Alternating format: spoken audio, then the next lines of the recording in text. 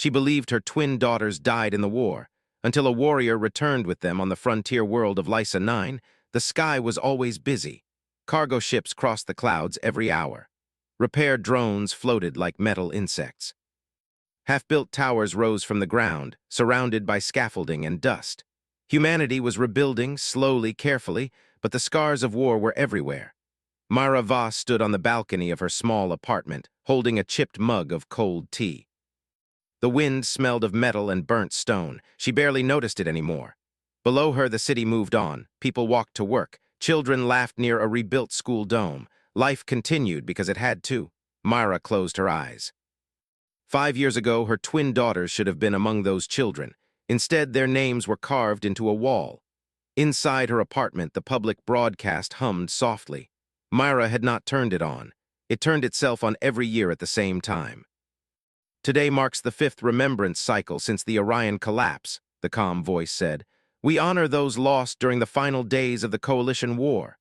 Myra's fingers tightened around the mug. She hated this day. The screen displayed a slow list of names, scrolling upward in pale blue light. Millions of them, soldiers, civilians, colonists, engineers, children. She had told herself she would not watch this year, but her eyes betrayed her. Voss Elira, age 7 Voss Talon, age 7. The mug slipped from her hands and shattered on the floor. Mara didn't move. She stared at the names as if they might change, as if the screen might apologize and correct itself. It never did. The official record had been the same for 5 years. Evacuation transport C-117. Lost during orbital withdrawal, presumed destroyed. Presumed? That word haunted her. Myra sank onto the floor, her back against the wall. She pressed her hand against her mouth, forcing herself to breathe quietly. She had cried enough for one lifetime. Tears no longer came easily. Elira had been the loud one, curious, always asking questions about how things worked. Talon had been calm and observant, following people instead of talking over them. They had been holding hands when soldiers rushed them toward the evacuation ships. Myra had been delayed. She never saw them bored. The war did not end with a heroic victory. Humanity didn't win. It didn't lose either. It broke.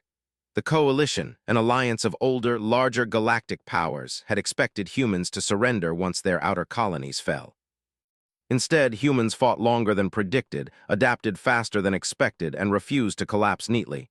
So the Coalition changed tactics. They stopped advancing. They waited. And humanity, bleeding resources and people, was forced to sign a ceasefire that felt like a slow death. Their fleets were dismantled, their weapons monitored, their worlds placed under protective oversight. The galaxy called it peace. Humans called it survival. Mara worked as an infrastructure engineer now, repairing what war had damaged. She fixed power grids, water systems, and atmospheric stabilizers. Important work, necessary work, but every system she repaired reminded her of what she could not fix: her family. The broadcast ended with a familiar phrase. May the stars remember them. The screen went dark. Myra stayed on the floor long after the silence returned. A sudden tone echoed through the apartment. Sharp, mechanical, wrong. Myra frowned and pushed herself up. That sound wasn't part of the memorial. It came from the emergency channel. The lights flickered. Then the city alarms began to howl. Outside, the sky changed. Ships halted mid-flight. Docking lights flashed red. Defense platforms, old ones, mostly symbolic, powered up for the first time in years. Myra stepped back onto the balcony. High above the planet, space bent. Not visually, but on every sensor. A ship was arriving, not through authorized gates, not through monitored lanes. It forced its way in. People screamed in the streets below as a massive shape tore through the upper atmosphere, burning like a falling star. The object slowed at the last second, stabilizers screaming under the strain. Mara's breath caught. She knew that design. Everyone did. Angular hull, reinforced plating. A scarred silhouette built for survival, not beauty. A human warship, but that was impossible. Human warships had been dismantled, sold, or scrapped under Coalition supervision. Every remaining vessel was accounted for, except one. The screens across the city lit up as emergency feeds took over. Attention all citizens, a nervous official announced. An unidentified vessel has entered orbit. Remain indoors. This is not a drill. Coalition symbols appeared on the broadcast, alien officials speaking rapidly, their translators struggling to keep up. That ship is in violation of the ceasefire, one said. It must surrender immediately. The ship did not respond. Instead, it descended, slowly, deliberately, as if it had all the time in the universe. Mara felt something she hadn't felt in years, hope and fear. The ship touched down outside the city in an abandoned military zone left untouched since the war's final days. Dust exploded outward. The ground shook. Coalition security forces surrounded the landing site within minutes. Hover tanks, energy barriers, drones filled the air. Mara didn't remember leaving her apartment. She only realized she was there when she stood among a growing crowd at the edge of the restricted zone. People whispered, "Is that ours?" They said they were all gone. "That thing looks like it survived hell." The ship's hull was burned and patched, its markings scratched away. But beneath the scars, its origin was clear, human-made, a ramp lowered with a heavy metallic sound. One figure walked out, tall, broad, encased in dark armor scarred by countless impacts. The armor was old, pre-ceasefire design but carefully maintained. A long coat hung from his shoulders, edges frayed. He removed his helmet. The crowd fell silent. The man's face was human. Scarred, weathered, calm, coalition weapons locked onto him. "Identify yourself," a translator demanded. The man raised his hand slowly, not in surrender but in acknowledgement. "My name is Commander Aaron Hale," he said, his voice carried clearly, amplified by the suit. "Last acting officer of the 9th Retrieval Division." The officials froze. That name had been erased. Rumors said the 9th had vanished during the final year of the war. Some claimed they turned pirate. Others said they were destroyed in deep space. "No such division exists," a coalition officer replied sharply. Hale's lips twitched slightly. "It existed when humanity still needed it," he said, "and it exists now." "What is your purpose here?" another demanded. Hale looked past them, past the weapons, past the walls. Toward the city, toward the people watching with silent hope and confusion. "I am returning something that was taken," he said. A murmur spread through the crowd. "Your ship will be seized," the officer warned. "You will be detained." Hale nodded once. "That can wait." He tapped something on his armor. Inside the ship, lights shifted. Life signs appeared on coalition scanners, small ones, human ones. Mara's heart slammed against her ribs. "No," she whispered. "That's not possible." Hale's voice carried again. "I request asylum," he said. "Not for myself." The ramp behind him lowered further. "And not for my crew." He turned slightly, standing aside. "For the children of the lost war." Mara stopped breathing. Coalition soldiers kept their weapons raised, but uncertainty spread through their ranks. Their scanners still showed the same impossible reading, multiple small human life signs inside the ship. "Children." Mara stood frozen at the edge of the crowd. Her ears rang. Her heart beat so loudly she thought others might hear it. "Children of the lost war." That phrase echoed inside her mind. A coalition officer stepped forward, tall and thin, his skin pale blue under the harsh landing lights. "You are making false claims," the officer said. "Human evacuation losses were total. No survivors were recorded." Commander Hale did not argue. He simply looked tired. "Your records are incomplete," he replied calmly. "They always were." He gestured toward the ship behind him. "I will not open the hold until I receive confirmation of safe passage," he continued. "No weapons, no forced scans. No separation." The officer's eyes narrowed. "You are in no position to make demands." Hale nodded again, slow and steady. "Then you are in no position to take what is not yours." The air grew tense. Coalition drones shifted, adjusting their aim. Human civilians whispered among themselves, fear and hope mixing in equal measure. Mara forced herself to breathe. She studied the man standing alone against an army. He did not look like a hero from the old war vids. He was older. His hair showed streaks of gray. His armor was scratched and burned, repaired again and again, but he stood straight, unbroken. A human official finally pushed forward through the crowd. She wore a simple reconstruction uniform, not military rank. "My name is Director Selene Ward," she said loudly. "I represent the Lysa 9 Civilian Council." The coalition officer turned sharply. "This is not your jurisdiction." Selene did not back away. "This is a human colony," she said. "And that is a human ship. If there are human children involved, we will be part of this conversation." Hale inclined his head slightly toward her. "Thank you," he said. Selene took a breath. "Commander Hale, is it? If what you're saying is true, you're about to shake half the galaxy." Hale's mouth tightened. "Then it should have listened sooner." Coalition command channels crackled with frantic chatter.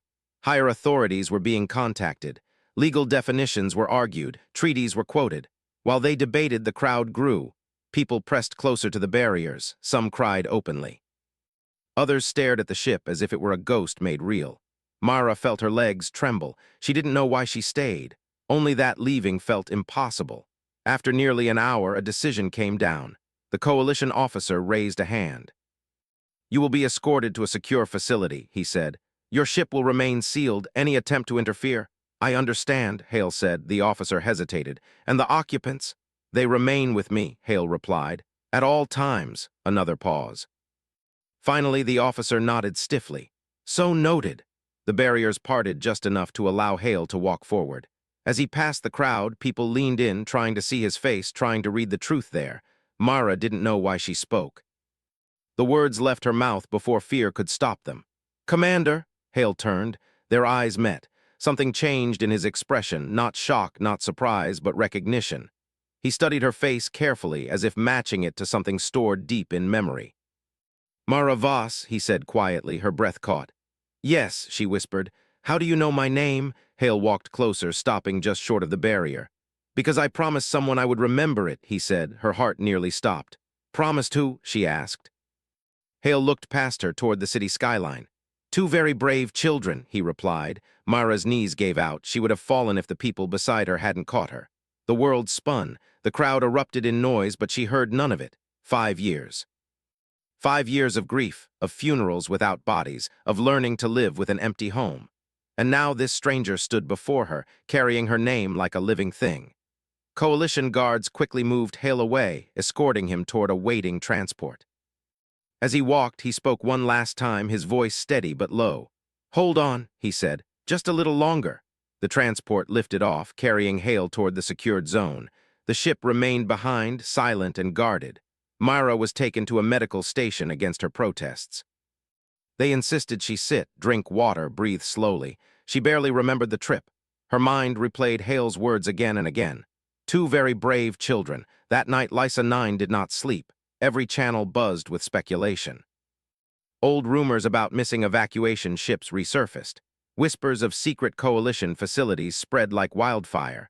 The coalition released a short statement, calling the incident a misunderstanding involving an unauthorized vessel. No one believed it. Human councils across multiple systems demanded answers. And in a secured underground chamber beneath the city, Commander Hale finally removed his armor. The room was cold and bright, designed to intimidate. It failed. Hale sat calmly at the center table as coalition and human representatives gathered around him. "You claim to be from the 9th Retrieval Division," a coalition official said. "That unit was declared lost." Hale nodded. "We were." "Explain." "We were assigned to recovery operations," Hale said. "Evacuation failures, missing transports, prisoner extractions." "That mission was canceled," the official snapped. "Yes," Hale agreed, "after the ceasefire. And yet you continued." "Yes," Selene Ward leaned forward. "Why?" Hale's eyes hardened. "Because the war didn't end for everyone," he said. "It ended for those who could afford to stop looking." The room fell quiet. "You're accusing the coalition of war crimes," one official said. "I'm stating facts," Hale replied. "You captured human civilians, especially children. You studied them, measured them, tried to understand why humans resisted you so fiercely." "That is a lie," the officer said quickly. Hale activated a hologram. Images filled the air, facilities carved into asteroids. Observation rooms, classrooms with alien symbols and human-sized desks. Children learning, surviving, adapting. Mara Voss was escorted into the room at that moment. She froze when she saw the images. Her legs felt weak again. She recognized the drawings on one wall. Elira's style, she knew it the way a mother knows her child's laugh. Her hand flew to her mouth. "No," she whispered. That's her." Hale turned to her.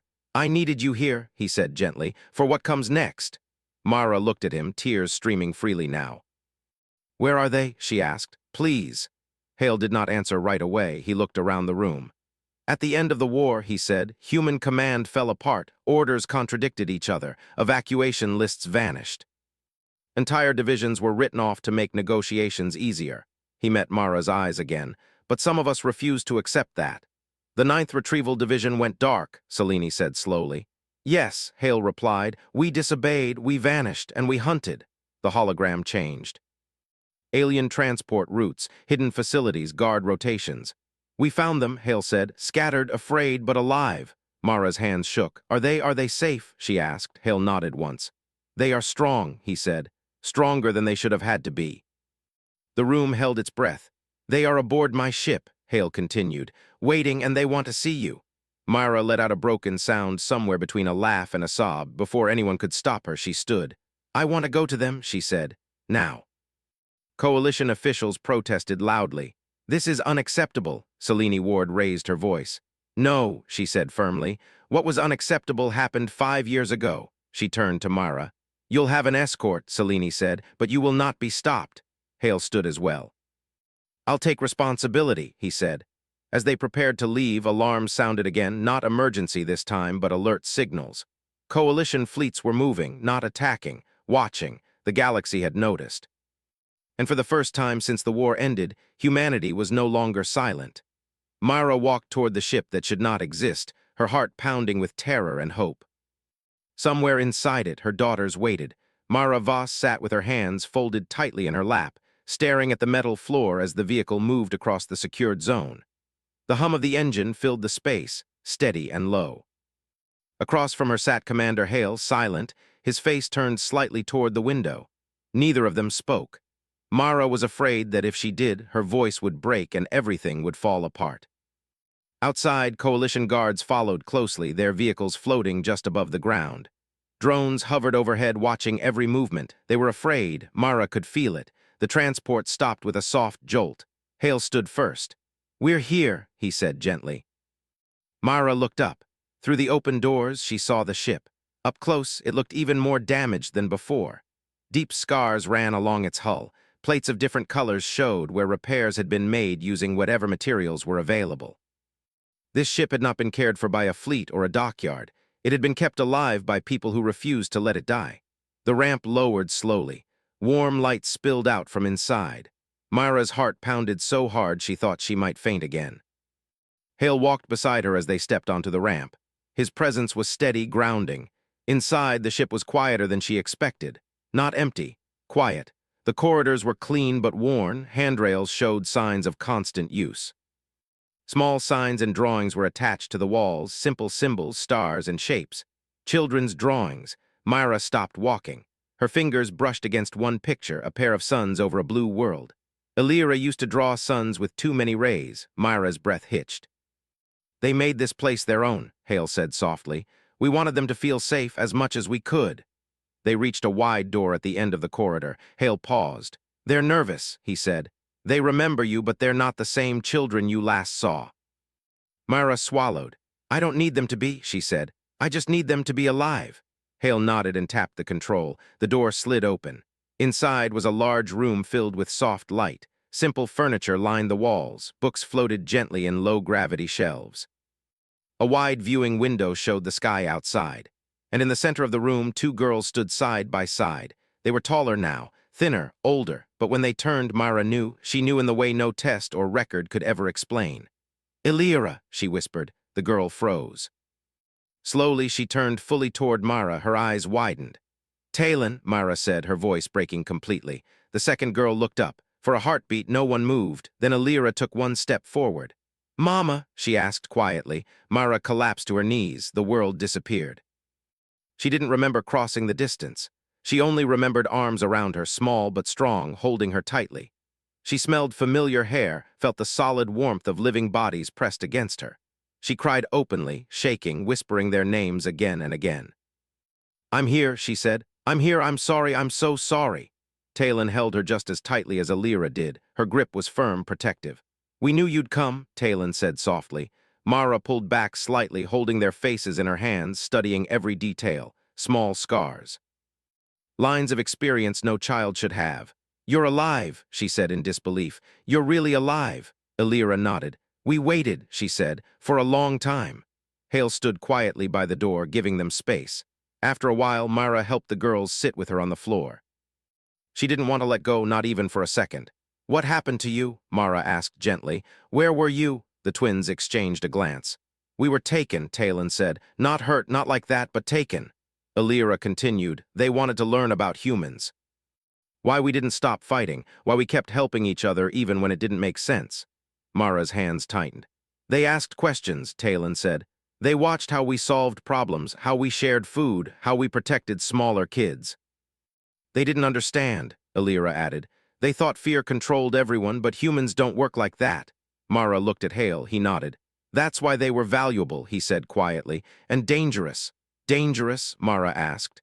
To the Coalition's beliefs, Hale replied. Humans adapt in ways they couldn't predict. Talon looked up at her mother. They tried to separate us once, she said. We didn't let them. Alira smiled faintly. We made plans, she said. We helped others stay calm. We learned their systems. Mara's chest ached with pride and pain. You were so brave, she whispered. We had to be, Alira said simply. Hale knelt nearby. When we found the facility they were in, they were already helping organize escape routes for other prisoners. Mara stared at him. They were 7, she said. They were human, Hale replied. Later in the ship's briefing room, Hale explained everything. The 9th Retrieval Division had been created quietly during the war's worst year. Their job was simple in words, impossible in practice: find the missing. Evacuation ships that never arrived, civilian transports that vanished between systems, prisoners taken in secret. When the ceasefire happened, Command ordered us to stop, Hale said. They said it would complicate negotiations. So you disobeyed, Selene Ward said, listening through a secure channel. Yes, Hale said. We couldn't leave them. The 9th went dark. They erased their records, used old routes and forgotten tech. They followed rumors, broken signals, and fear, and they found the children. Not just Mara's daughters, hundreds of them, scattered across hidden sites, learning, surviving. When the Coalition realized we were taking them back, Hale continued, they didn't attack us. Why not? Selene asked. Because they were studying us too, Hale said. And they had learned something frightening. What? Selene asked. Hale looked at the twins, then back at the screen. That humans don't break the way others do, he said. We bend, we change, and we come back stronger. The Coalition ships outside the zone shifted positions. New fleets arrived, not hostile but watchful. They were afraid of what this meant. Myra sat beside her daughters, holding their hands. Do you want to stay here? She asked them softly. On Lysa 9, the twins looked at each other again. We want to help, Talon said. Help who? Mara asked. Everyone, Alira replied. The others are still out there. Hale's jaw tightened. We haven't found them all, he admitted, but now humanity knows. Selene's voice came through the channel, steady and strong. This changes everything, she said. The ceasefire, the oversight, all of it. Hale nodded. That's why I came back openly, he said. No more shadows. Outside the ship, the sky filled with ships from many species. They watched, they listened. And for the first time since the war ended, the story was no longer written by those who thought humans were finished. Mara looked at her daughters, at their steady eyes, at their quiet strength. The war had taken years from them, but it had not taken who they were.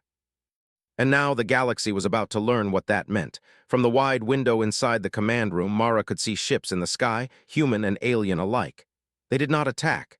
They did not leave. They waited. News traveled faster than any ship.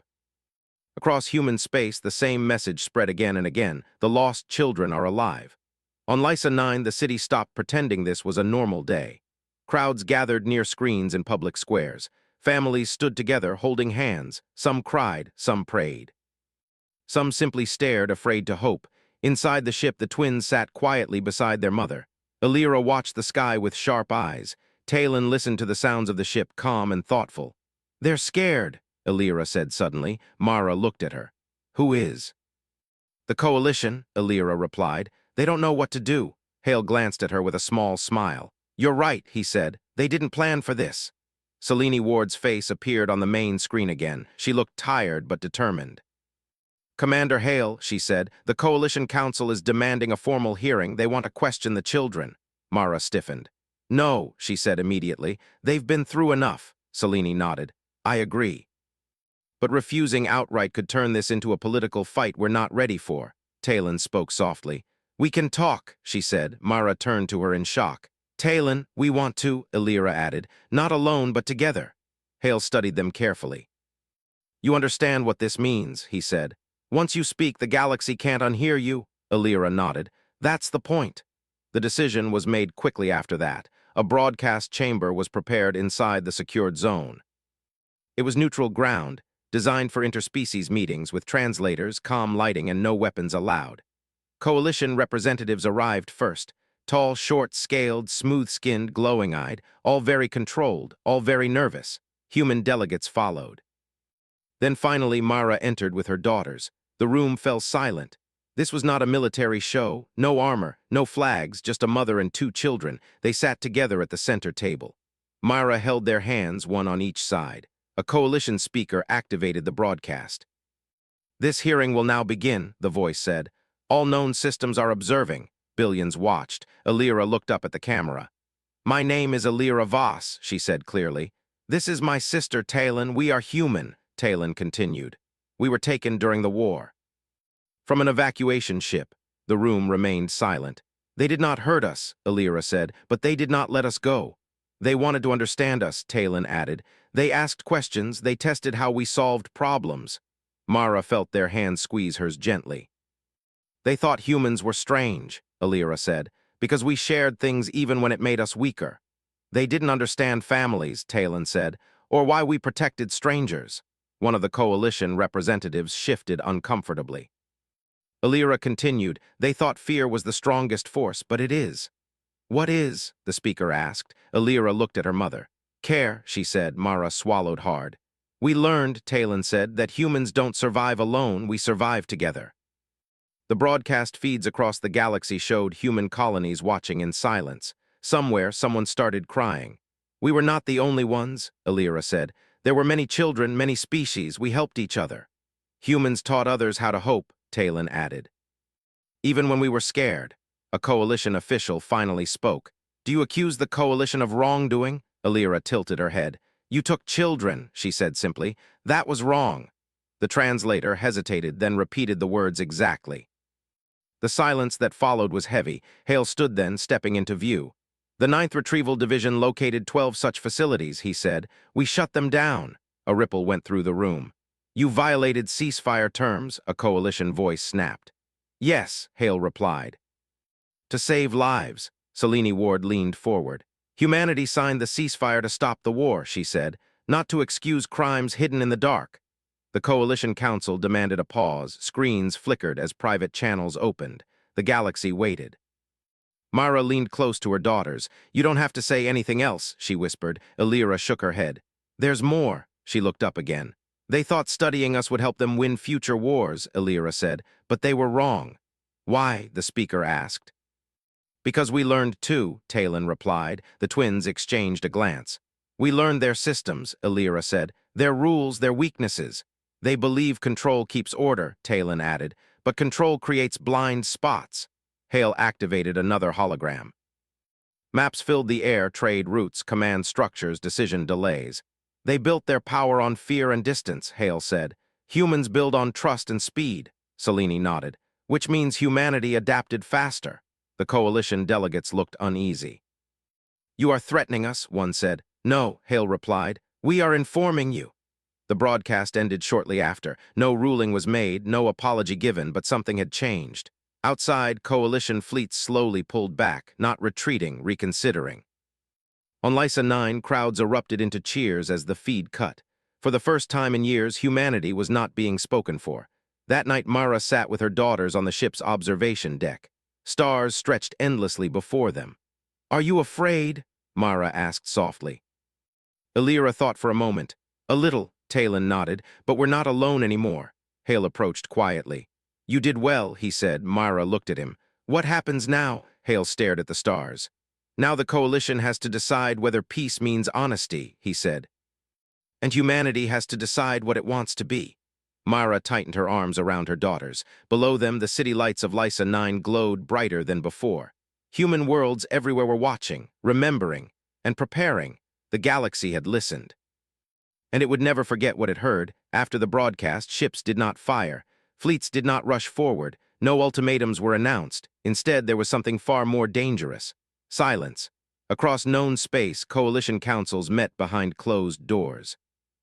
Transmissions slowed. Orders were delayed. For the first time in centuries, the coalition was unsure. On human worlds, the silence felt different. It felt like breath being drawn. On Lysa 9, the city stayed awake all night. People gathered in homes, halls, and streets, talking quietly, watching the stars. Myra sat with her daughters in her small apartment for the first time in 5 years. It felt strange, too quiet, too full. Alira explored every corner, touching old objects like they were fragile memories. Talon stood near the window, watching the city lights. "This place feels smaller," Alira said. Mara smiled sadly. "It always was," Talon turned. "It's safe," she said. "That matters more." Mara nodded. That night, for the first time in years, Mara slept without dreaming of empty ships and broken lists. She woke to alarms, not city alarms, network alarms. Selene Ward's face appeared on the wall screen, serious but controlled. "Mara," she said, "I need you and the girls to come back to the secured zone." Mara's stomach tightened. "What has happened?" "The Coalition has issued a formal request," Selene replied. "They want shared access to all recovered data." Hale's voice joined the channel. "And they want limits placed on human recovery operations." Mara looked at her daughters. Alira crossed her arms. "They're scared again." "Yes," Hale said, "because now they understand what they missed." At the secured zone, human delegates gathered alongside engineers, analysts, and civilian leaders. No admirals, no old generals. This was different. Hale stood before a wide display showing hundreds of recovered reports. "Everything we brought back points to the same conclusion," he said. "Humanity was not losing the war the way the Coalition believed." Selene leaned forward. "Explain." "They studied us," Hale said. "They measured strength, numbers, and weapons." "And missed the rest," Selene said quietly. "Yes," Hale agreed. He changed the display. Images appeared, humans working together under stress, adapting equipment, sharing knowledge across units and colonies. "They thought centralized command meant control," Hale continued. "But human systems break apart and reconnect faster than theirs." "They expected collapse," Selene said. "And got resilience," Hale replied. Talon raised her hand slightly. Hale turned to her. "They didn't understand humans learn during failure," she said. "They thought mistakes meant weakness," Alira added, "but mistakes are how humans improve." The room went quiet. One of the analysts whispered, "That explains the Coalition's hesitation now." Selene nodded. "They can't predict us anymore." Across human space, similar meetings took place. Old limits were questioned, old agreements reviewed, not broken, re-understood. The Coalition sent another message. This one was colder. "They demand oversight of all human retrieval operations," Selene said aloud. "They say it's to maintain peace." Hale folded his arms. "Peace without truth isn't peace." Mara spoke then, surprising herself. "My daughters are not weapons," she said firmly. "They are people." Selene met her eyes, "And that is exactly why this matters." The Coalition expected anger. They expected revenge. They expected humans to demand punishment. Instead, humanity did something worse. They organized. Human engineers reopened old designs, not for warships, but for transport, rescue, and communication. Networks once restricted were rebuilt faster than expected. Human diplomats spoke calmly but firmly. Human civilians shared stories, names, faces. The galaxy began to see something the Coalition had tried to hide, not crimes, consequences. Other species began asking questions. If humans were taken, some asked, who else was? Coalition allies grew uneasy, trade slowed, trust weakened, and still humanity did not threaten. Hale prepared to leave Lysa 9 again. The 9th Retrieval Division had more work to do. Before he left, he met Mara one last time near the ship. "You don't have to go back out there," she said. "You've done enough." Hale smiled faintly. "That's not how this ends." Alira stepped forward. "We want to help too." Hale looked surprised. "Help how?" "By telling the truth," Talon said. "Wherever it's needed." Mara's heart clenched. "You've already done that." Alira shook her head. "Not enough." Selene approached, having overheard. "They won't be soldiers," she said firmly, "but advisors, witnesses, teachers." Hale nodded slowly. "That might be more powerful." The Coalition sent one final warning. If humanity continued independent recovery actions, consequences would follow. Humanity responded with a single sentence. "We will not abandon our people." That sentence spread faster than any fleet. Across human space, volunteers stepped forward. Pilots, doctors, engineers, teachers, not for war, for recovery. The Coalition watched and understood something too late. Humanity was no longer asking permission to exist. Myra stood on her balcony again weeks later, holding a warm mug of tea. Below her, children played in the street. Her daughters stood beside her. "We'll be back," Illyra said. "We promise." Myra hugged them tightly. "I know." As the ship lifted into the sky once more, it was not alone. Human vessels followed, not armed but prepared to search, prepared to rebuild, prepared to endure. The war had ended years ago, but now, at last, humanity was deciding what peace truly meant. And the galaxy was beginning to understand what humans carried back from the dark. Some member worlds supported humanity's recovery efforts quietly.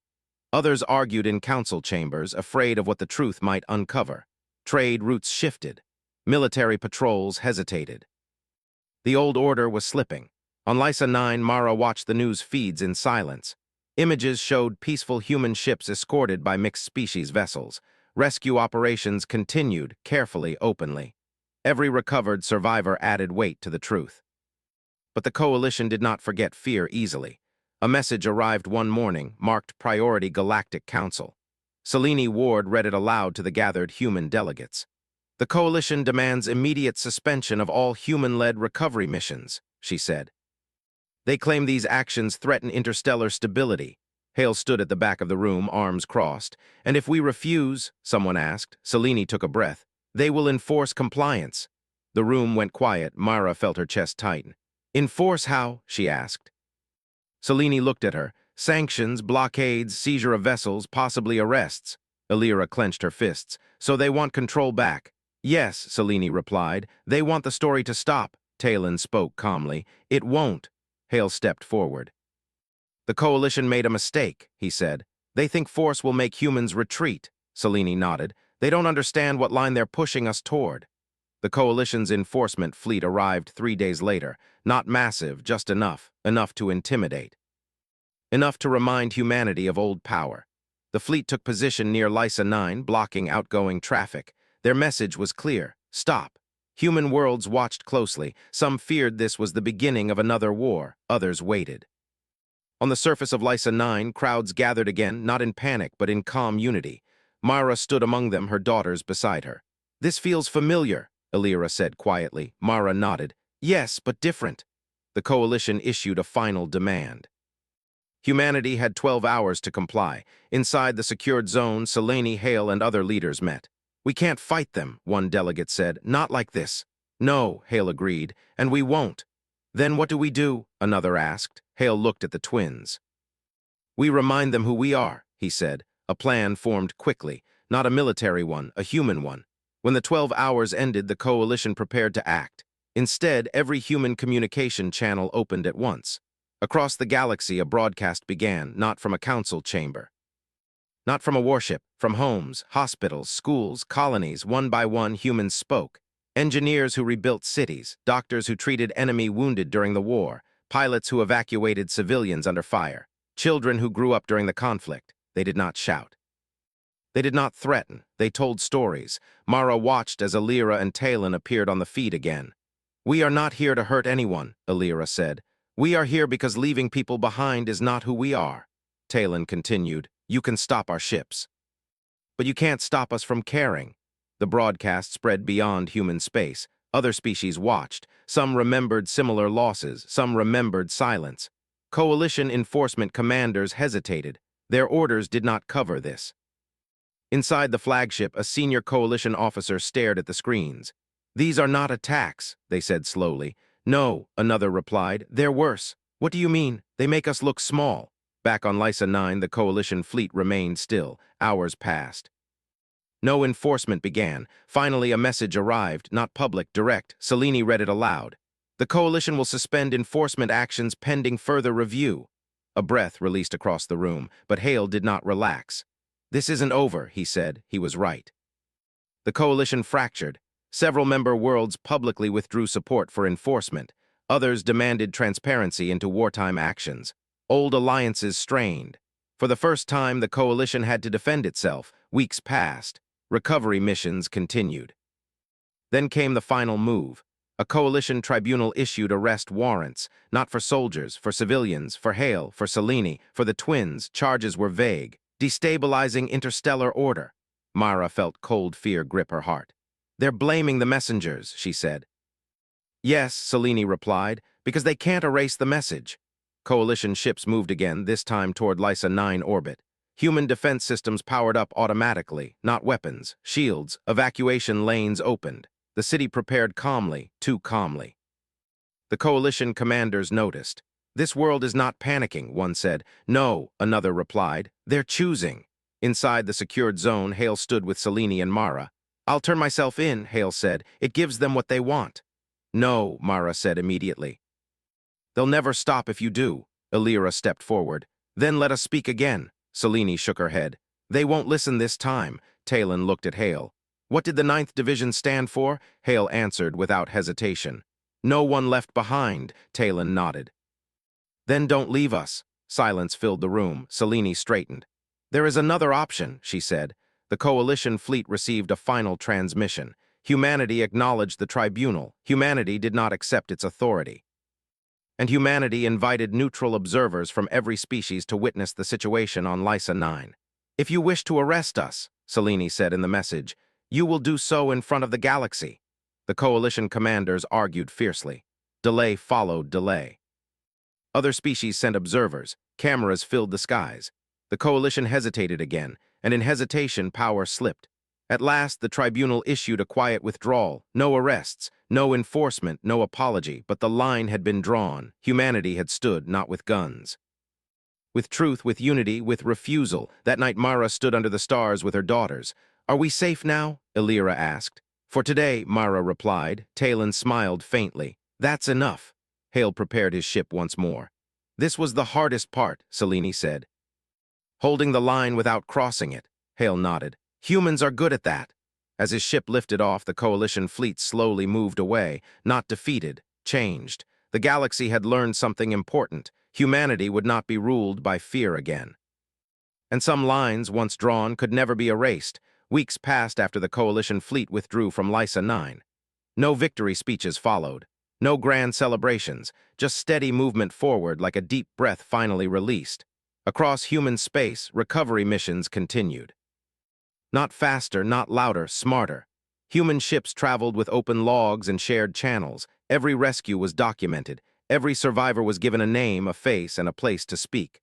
Other species began to join. At first, only observers, then helpers, then partners. The Coalition Council still existed, but it no longer spoke with one voice. Some members demanded reform. Others stayed silent, unwilling to defend what had been exposed. Power had shifted, not violently, but permanently. On Lysa 9, life settled into something new. Mara Voss returned to her work repairing infrastructure.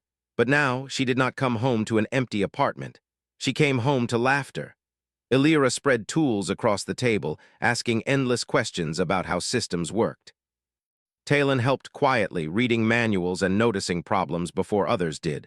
They were still children, but they carried something rare: perspective. One evening, as the twin suns set over the city, Mara stood on the balcony with her daughters. "The stars don't scare me anymore," Illyra said. "They don't feel empty," Talon added. Mara smiled. "They never were, we just forgot how full they could be." News screens across the city lit up again, not with alarms, but with an announcement. A new council had formed. Not a replacement for the coalition, an alternative. It was called the Open Systems Assembly. Membership was voluntary, transparency was required. No secret facilities, no hidden prisoners, no quiet erasures.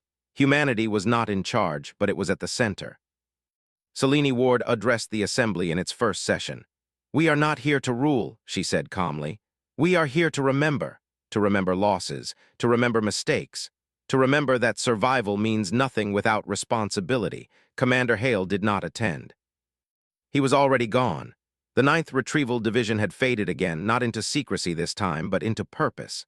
Their work shifted from rescue to support, training others to do what they had done alone for so long.